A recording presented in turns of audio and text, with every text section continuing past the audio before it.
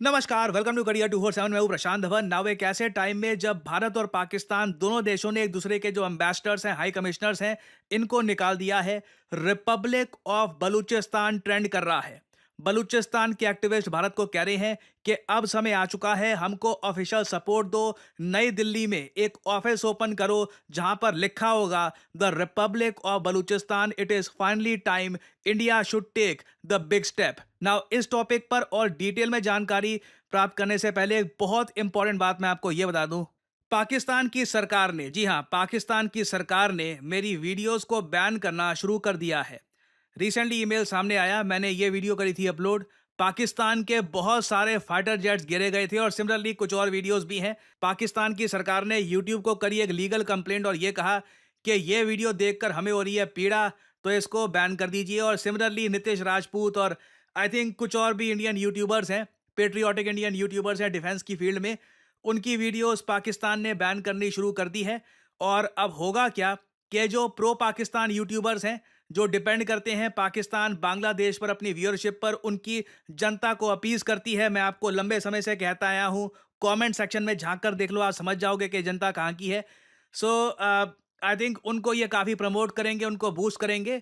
और एक government of Pakistan ने एक प्रॉपर एक्शन लेना स्टार्ट कर दिया है प्रो इंडिया यूट्यूबर्स के अगेंस्ट। और मैं, देखो, एक बात मैं बोलूँगा, इस्लामाबाद में बैठ करना, जब किसी पाकिस्तानी गवर्नमेंट के ऑफिशियल ने लिखा होगा कि प्रशांत धवन की वीडियो जो है इसको ब्लॉक करो, उसका रीजन मैं आपको ये बता दूं, वो क्रेडिबिलिटी से डरते हैं। हम सब लोगों ने मिलकर जो पाकिस्तान को स्पूक किया इस वीडियो से, उसका रीजन यही है, हम लोग क्रेडिबिलिटी के साथ चलते हैं। मैंने कभी कोई अनाप शनाप वीडियो नहीं बनाई कि जी इस्लामाबाद कब्जा लिया, कराची मुंबई का हिस्सा हो गया जी हमने, या फिर कोई आधा पाकिस्तान कब्जा लिया है। जो जेन्युइन ऑथेंटिक न्यूज़ है उससे पाकिस्तान डरता है, क्योंकि उसको पता है कि यह आदमी क्रेडिबल है, सच्ची न्यूज़ डिलीवर कर रहा है, लोग इसका भरोसा कर रहे हैं।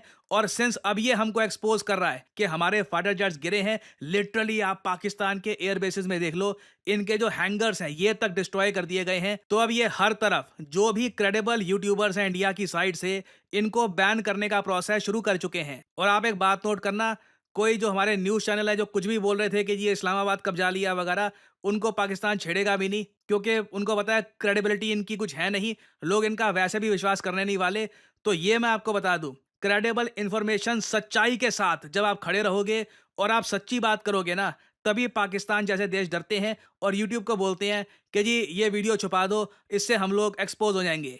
तो खैर, अब एक और वीडियो बनाते हैं जो पाकिस्तान को पसंद आएगी नहीं और यूट्यूब को वो खड़काएंगे कि रोको इसको, रोको। खैर, रिपब्लिक ऑफ बलूचिस्तान ये सडनली सोशल मीडिया पर ट्रेंड कर रहा है। बलूच लीडर्स ने डिक्लेयर कर दी है complete independence from Pakistan. Now यहाँ पे आपको समझना होगा कि जो बहुत ही फेमस बलोच एक्टिविस्ट है मीर यार बलोच, ना मैं आप सब लोगों से एक रिक्वेस्ट करूंगा, जेन्युइन रिक्वेस्ट है, जितना इंटरेस्ट शो करते हो ना ये जानने में कि पाकिस्तानी विराट कोहली की रिटायरमेंट के बारे में क्या सोचते हैं, उतना इंटरेस्ट इस बारे में भी शो करो कि सिंध पंजाब में पानी को लेकर क्या डिस्प्यूट है। बलूचिस्तान के जो एक्टिविस्ट है, मेन एक्टिविस्ट, उनका नाम आपको पता होना चाहिए, उनके साथ क्या क्या हो रहा है आपको पता होना चाहिए। मैं आपको बता दूं, पाकिस्तान की जनता भारत के इंटरनल इश्यूज के बारे में अच्छे से खबर रखती है, उनका मीडिया वगैरह जो भी यहाँ पर इश्यूज होते हैं सब लोग प्रॉपर्ली फॉलो करते हैं वो। तो मैं आपको भी रिक्वेस्ट करूंगा कि अब जो जेन्युइन टॉपिक्स है उनको फॉलो करिए।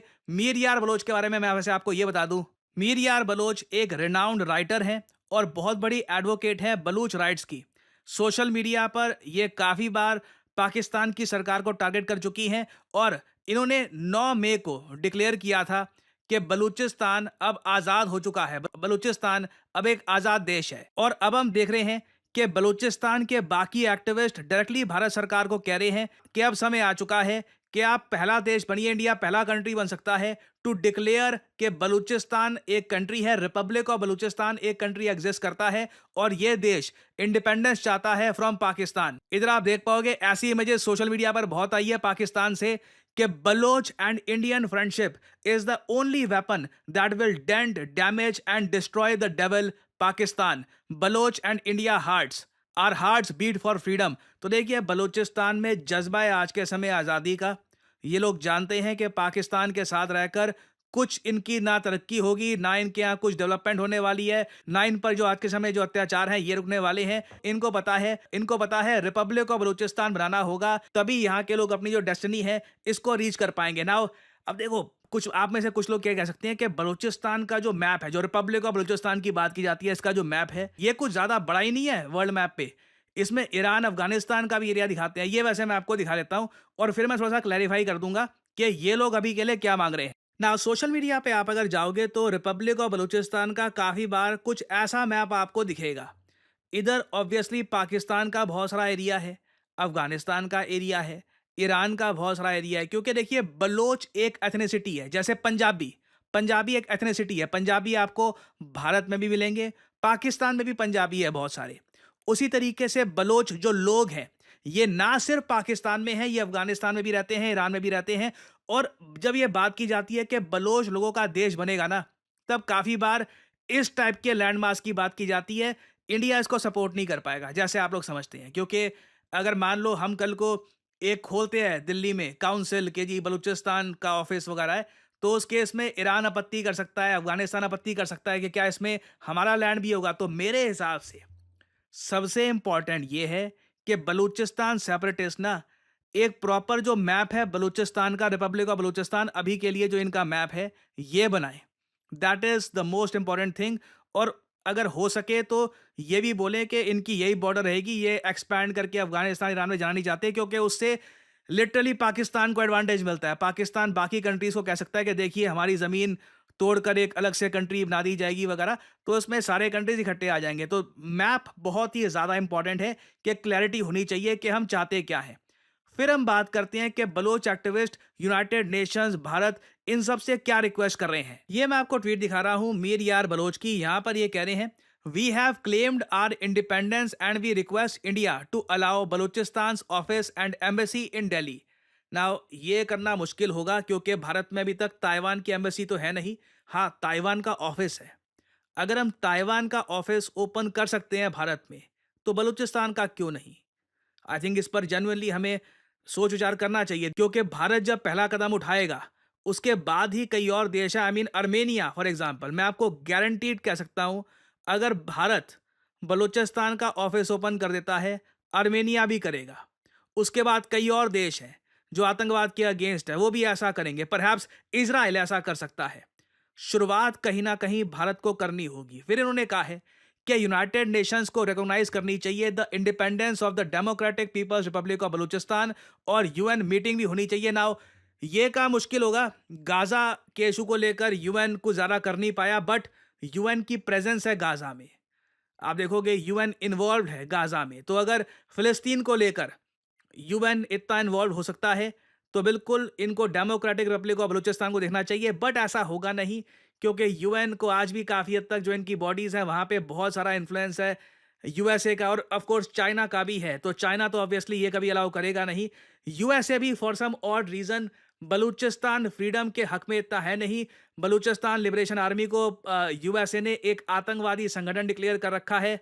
सो ये सब बातें यहाँ पर जो लिखी है कि यूएन को इमीडिएटली ये सब करना चाहिए, पीस कीपिंग मिशन वगैरह भेजो, ये ग्राउंड रियलिटी कन्वर्ट तब तक नहीं होगी जब तक पहला कदम नहीं चला जाएगा भारत में बलूचिस्तान का ऑफिस खोला जाना। तभी अमेरिकन्स नोट करेंगे कि अच्छा ठीक है, भारत ने ये कदम उठा लिया है। अभी जो हमारा स्टेटस है ये इंडिया की फॉरेन पॉलिसी को कट कर रहा है, तो परहैप्स कल को यूएस भी कह सकता है कि बलूचिस्तान लिबरेशन के लिए जो लोग लड़ रहे हैं वो आतंकवादी नहीं हैं, वो बस they are trying to get independence for their country. तो इस तरीके से शुरुआत होगी, एंड आई बिलीव कि अब समय आ चुका है कि हम इस पर सोच विचार करें। अगेन मैं ये नहीं कह रहा कि इमीडिएटली कर दो, इस पर सोच विचार करना स्टार्ट कर देना चाहिए। और आई थिंक बातचीत होनी चाहिए कि कैसे होगा, इनका बॉर्डर्स क्या होगी, ताकि बाकी कंट्रीज के साथ कंफ्यूजन ना हो। ईरान, अफगानिस्तान को भी कॉन्फिडेंस में लेना होगा, एंड देन या this can very much happen. तो यहाँ पे मैं आप लोगों से पूछना चाहूँगा कि आपके हिसाब से भारत को किस तरीके से सपोर्ट करना चाहिए रिपब्लिक ऑफ बलूचिस्तान के कॉन्सेप्ट को, क्योंकि याद रखिएगा बांग्लादेश भी एक टाइम पर एक कॉन्सेप्ट ही था, बस एक फाइल में एक आइडिया था। आज के समय पाकिस्तान से टूटकर एक अलग देश बन चुका है। सो बलूचिस्तान का भी फेट यही होगा। क्वेश्चन यही है कि ये कब होगा। और फाइनली मैं आप सबसे ये भी कहूँगा, मैं यूजुअली बोलता नहीं हूँ कि सब्सक्राइब करो, लाइक करो वगैरह, बट सिंस अब यू नो पाकिस्तान ने ये सब करना स्टार्ट कर दिया है, मैं आपको ये कहूँगा, वीडियोस को लाइक करिए ताकि जो रीच है इसकी बढ़े, and support us in whichever way you can. So that's all I have to say. आप लोग यकीन नहीं करेंगे कितने सारे लोगों से मैं मिलता हूँ और उनसे बात करता हूँ और उनका एक ही सवाल होता है कि करियर में अब क्या करें। यू नो व्हाट, मुझे मैथमेटिक्स इतना अच्छा लगता नहीं है, कोडिंग वगैरह सीखने में मेरा मन नहीं लगता, मुझे कुछ और एक मतलब क्रिएटिव जॉब जहाँ पे मैं अर्ली स्टार्ट कर सकूँ, वैसा कुछ सजेस्ट करिए। वेल, मैं यहाँ पे आपको बताना चाहता हूँ डिजिटल मार्केटिंग के बारे में।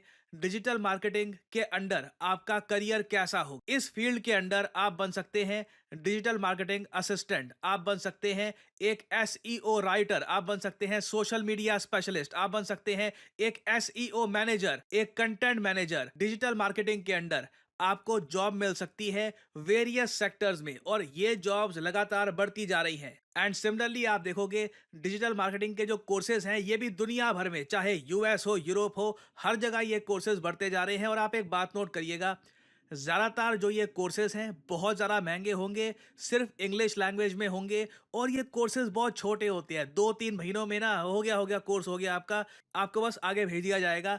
जबकि करियर 247 आपके लिए लेके आया है एक state of the art digital marketing course, जहां पे आपको मिलती है द बेस्ट फैकल्टी। आप लोग ऐसे प्रोजेक्ट्स पे काम करेंगे जिससे आपको मिलेगा जेन्युइन एक्सपीरियंस, आपको जॉब ढूंढने में भी हेल्प करेगा करियर 247, और एक प्रॉपर करियर गाइडेंस भी आपको मिलेगी हमारे कोर्स में। लैंग्वेज होगी इंग्लिश, कोर्स की जो वैलिडिटी है ये 1 साल की होगी। वैसे आपका कोर्स 6 महीने में खत्म हो जाएगा, आपको मिलेगा एक सर्टिफिकेट, और आप स्टार्ट कर सकते हैं अपनी journey in the world of digital marketing. आप अगर 18-19 साल के भी हैं, ग्रेजुएशन नहीं करी, तब भी you can begin your journey as a digital marketing assistant, और धीरे धीरे एक्सपीरियंस गेन करके आप अपनी लाइफ में आगे बढ़ सकते हैं। सो एनरोल करने के लिए आपको करना क्या है, सिंपली जाइए इस वीडियो के कमेंट सेक्शन में, पिन कमेंट में आपको मिल जाएगा ये link, start your digital marketing journey now. और यहाँ पे आपको करना है इस लिंक पर क्लिक, आपके सामने खुल जाएगा ये पेज। इधर अपना नाम, ईमेल आईडी, फोन नंबर, और ऑब्वियसली डिस्काउंट कोड यहाँ पे डाल देना PD10, ताकि जो प्राइस है इस कोर्स का इससे बहुत ज्यादा कम प्राइस में आपको ये कोर्स मिले। अगर आप कोड डालना भूल जाओगे तो प्राइसेस आपको काफी इंक्रीज मिलेंगे यहाँ पर। So always enter the code PD10 and simply apply, that's all I am saying, simply apply.